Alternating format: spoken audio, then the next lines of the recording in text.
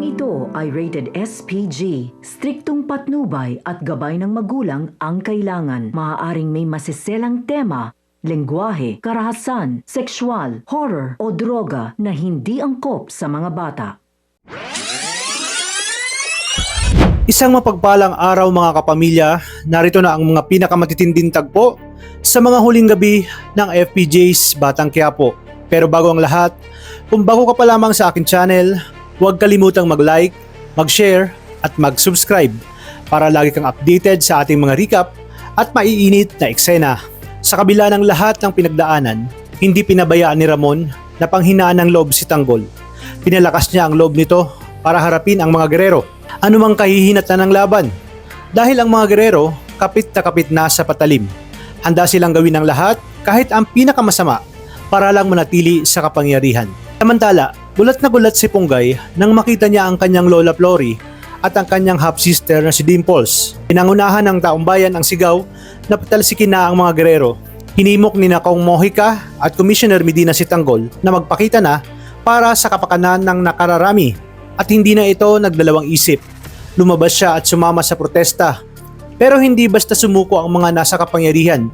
Isa-isa nilang pinatahimik ang lahat ng konektado kay Tanggol. Si Punggay hindi rin nakaligtas dahil lulong nasa kapangyarihan ang mga gerero. Kahit kamatayan, hindi nila ito bibitawan. Ang pagsugod sa City Hall, mas tumindi ang tensyon ng suguri ni Tanggol at ng taong bayan ng City Hall. Sa takot na mapasok sila, nagpaulan si Miguelito ng mga bala. Ngunit sa tulong ng taong bayan, nabuwag ang barikada at tuluyan nilang napasok ang City Hall. Nakaabang si Rigor, handang pigilan si Tanggol na makalapit sa mga gerero. Gigil naman ang taong bayan. Para sa kanila, sobra na at sagad-sagara na ang kasamaan ng mga gerero dahil inaapak-apakan na nga ang kanilang karapatan at dignidad. Ang harapang magkakatunggali. Nagkita muli si Ramon at Rigor.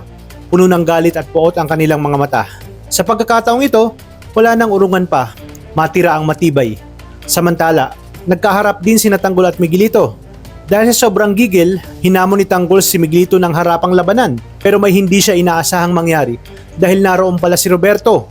Pinagtulungan ng magkapatid na Roberto at Miguelito si Tanggol at sunod-sunod na suntok ang kanyang tinamo. At halos nga mawala na siya ng ulirat. Hinang-hina ang ating bidang si Tanggol at hawak-hawak siya ni Miguelito na tila wala ng lakas para lumaban. Ngunit sino kaya ang darating para mailigtas ang ating bida? O ito na kaya ang kanyang magiging katapusan? Talagang kapanapanabik ang mga susunod na tagpo sa mga huling gabi ng FPJ's Batang Quiapo. Kaya tuloy-tuloy lang ang pagsubaybay dito. Maraming salamat sa inyong panonood mga kapamilya at hanggang sa muli.